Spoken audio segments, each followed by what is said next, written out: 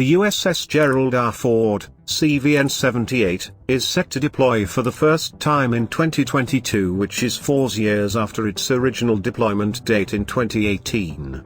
After facing a series of delays and working out reliability problems with multiple new technologies, the $13 billion lead ship in the new Ford class of aircraft carriers is currently in the middle of the last maintenance phase ahead of its maiden deployment and will soon be available for Navy tasking. USS Gerald R Ford, CVN-78, is the lead ship of her class of United States Navy aircraft carriers. The ship is named after the 38th President of the United States, Gerald Ford, whose World War II naval service included combat duty aboard the light aircraft carrier Monterey in the Pacific Theater. Construction began on the 11th of August 2005, when Northrop Grumman held a ceremonial steel cut for a 15-ton plate that forms part of a side shell unit of the carrier. The keel of Gerald R Ford was laid down on the 13th of November 2009. She was christened on the 9th of November 2013. Gerald R Ford entered the fleet replacing the decommissioned USS Enterprise, CVN-65, which ended her 51 years of active service in December 2012. Originally scheduled for delivery in 2015, Gerald R Ford was delivered to the Navy on the 31st of May 2017, and formally commissioned by President Donald Trump on the 22nd of July 2017. She is expected to leave on her first deployment as soon as 2022 or 2024. As of 2017, she is the world's largest aircraft carrier, and the largest warship ever constructed in terms of displacement. Everything is on track. We're still looking to get out as scheduled after the 6-month availability. No big showstoppers that they've come across at all. So very, very positive news coming from the captain and from the shipyard. And then as we come out of that, I think we're going to be set very well to get back in that operational mindset and get ready for the deployment. Rear Admiral Gregory Huffman, the commander of Carrier Strike Group 12 who will lead the Ford SSG on its first deployment, told USNY News in a recent interview. Fresh off a stint on the Chief of Naval Operations Staff, where he led Operations and Plans, N3, until June, Huffman recently had a front-row seat to the global force management that takes place in the Pentagon, and how the Navy's assets fit into the mix.